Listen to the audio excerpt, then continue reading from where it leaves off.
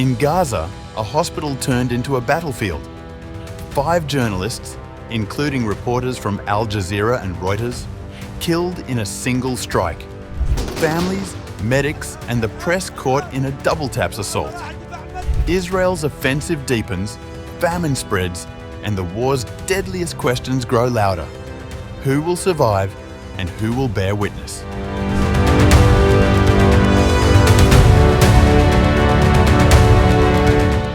At least 20 people, including 5 journalists, were killed on August 25th in a series of Israeli strikes on the Nasser medical complex in Khan Yunis, southern Gaza. Among the dead were cameramen and reporters working for international and regional outlets, including Reuters and Al Jazeera. Health officials in Gaza confirmed that the strikes hit the hospital in 2 separate attacks, only minutes apart. Witnesses described the second blast as a deliberate double-tap strike, hitting rescue workers, journalists, and medical staff rushing to the scene of the initial blast.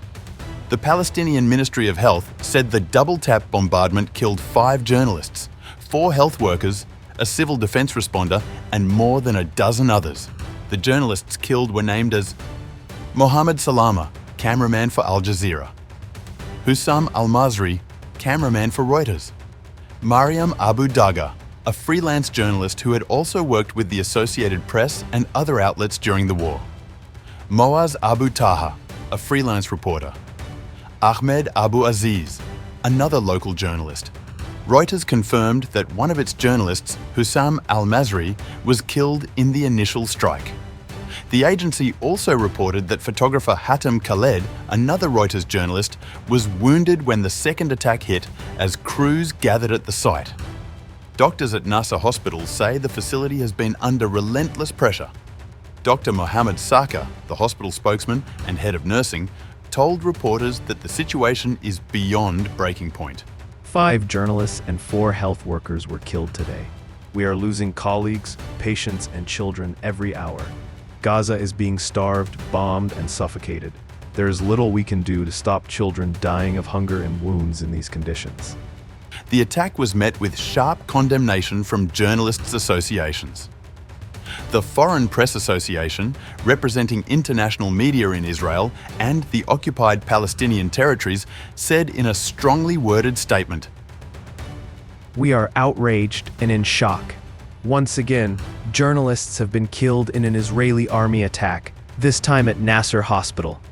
We demand an immediate explanation from the Israeli army and the Prime Minister's office.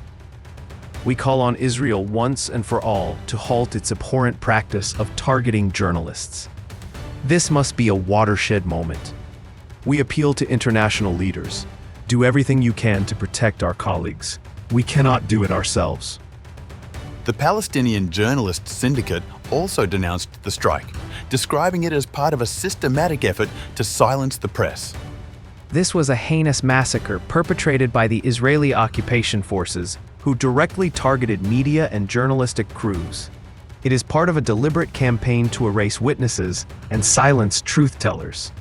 Al Jazeera Media Network, mourning the death of its cameraman Mohammed Salama, issued its own statement, calling the incident a direct and deliberate assassination. The blood of our martyred journalists in Gaza had not yet dried before the Israeli occupation forces committed another crime against Al Jazeera cameraman Mohammed Salama, together with 4 other photojournalists. Al Jazeera Media Network condemns, in the strongest possible terms, this horrific crime committed by the Israeli occupation forces, who have directly targeted and assassinated journalists as part of a systematic campaign to silence the truth. US President Donald Trump said that he is not happy about it.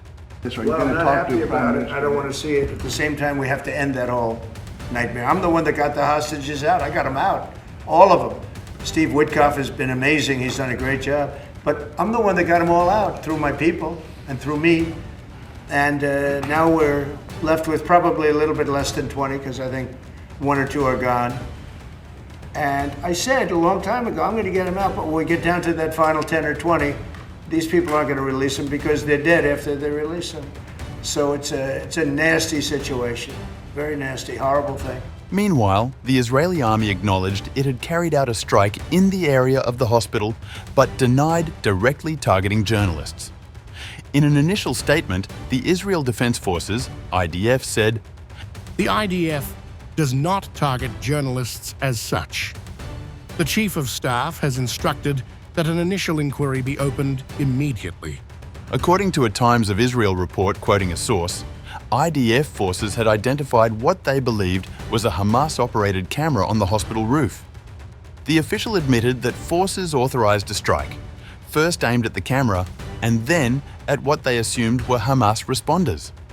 In fact, those hit included journalists and rescue workers.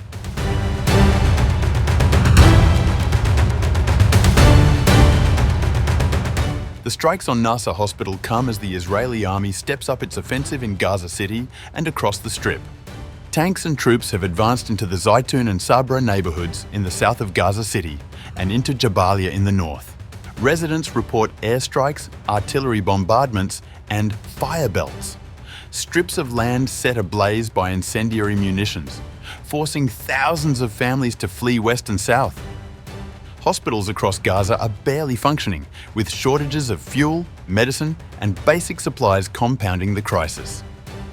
Aid groups warn that famine, described by some as engineered through siege and bombardment, is killing children every day. The Palestinian Ministry of Foreign Affairs called on the international community to intervene urgently. Today, more than 250 Palestinians have lost their lives because of starvation. And today, journalists, your colleagues, we have 240 of your colleagues who have been brutally killed in Gaza. And that number exceeds the number of journalists killed in World War II and onwards, in all the wars in modern history. Today, 80% of Gaza is in shambles, and we will only know the extent of devastation, the extent of the killing and the injuries once we are able to assess on the ground. Today, the numbers stand at 62,000 killings, over 150,000 injuries, but God only knows the number of those still under the rubble and those who are still missing. The United Nations Special Rapporteur for the occupied Palestinian territories, Francesca Albanese, issued a plea. Scenes like this unfold every moment in Gaza, often unseen, largely undocumented. I beg, how much more must be witnessed before you act to stop this carnage? Israel, however, insists its campaign is critical to dismantling Hamas and rescuing hostages still held inside Gaza. Speaking during a visit to the Haifa naval base on August 24th, the IDF's Chief of Staff, Eyal Zamir, said the military's current operations had created the conditions for a hostage deal. There is a deal on the table. It is the improved Witkoff framework proposed by the U.S. Mideast envoy. Now it is in Netanyahu's hands. There is great danger to the lives of the hostages in taking over Gaza City. Yet senior Israeli officials say the phased release framework accepted by Hamas last week is no longer valid, signaling deep divisions within Israel's leadership about how to proceed. Meanwhile, the death toll in Gaza continues to rise.